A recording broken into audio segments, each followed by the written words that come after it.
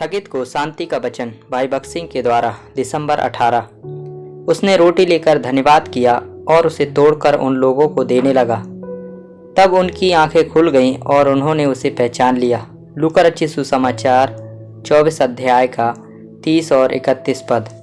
उनके पुनरुत्थान के बाद हमारे प्रभु ने चौथी बार दर्शन दो शिष्यों के सामने था जो यरूशलेम से इम्माऊस नामक एक गांव की ओर जा रहे थे।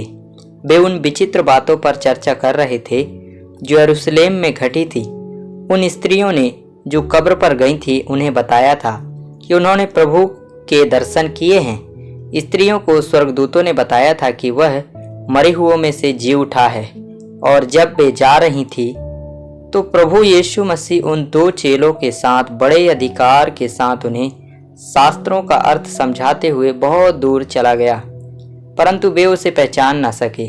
सांझ को जब वह उनके कहने पर उनके पास ठहरने को आया तो यहूदी रीति के अनुसार भोजन के समय उसने रोटी ली और धन्यवाद करके तोड़ी। तब उन्होंने उसे रोटी तोड़ते हुए पहचान लिया। उन्हें याद आया कि उन्होंने अंतिम भोज के समय क्या कहा था, लो खाओ, यह मेरा शरीर है जो तुम्हारे लिए तोड़ा गया है। अब वे उसके इस कथन के महत्व को समझ गए थे कि वह अपना शरीर तोड़े जाने के लिए अपना बहुमूल्य लहू बहा के सभी लोगों के पापों के प्रायश्चित के रूप में देने जा रहा था।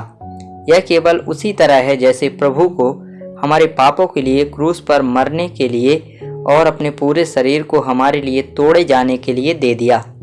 अपने प्रभु का धन्यवाद करते हैं। हम पुनरुत्थान की इस अद्भुत शक्ति का अनुभव करना शुरू करते हैं। यही कारण है कि रविवार की सुबह प्रभु की मेज के चारों ओर हमारी आराधना सभा इतनी बहुमूल्य और सहायक होती है।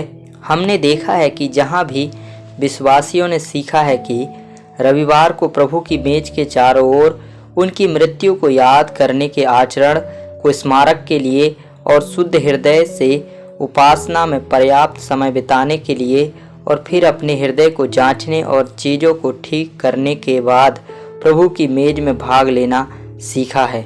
ठीक है, आध्यात्मिक विकास और विस्तार हुआ है। दुर्भाग्य से कई विश्वासियों के लिए प्रभु की मेज एक अनुष्ठान और समारोह बन गई है। वे प्रभु की मेज में भाग लेने से पहले शुद्ध उपासना के मूल्य को नहीं समझते। यही कारण है कि जीवन बंजर और सूखा जीवन बिताते हैं। विश्वासियों के लिए बहुत महत्वपूर्ण है कि वे प्रभु की मेज के चारों ओर उनकी आराधना करना सीखें।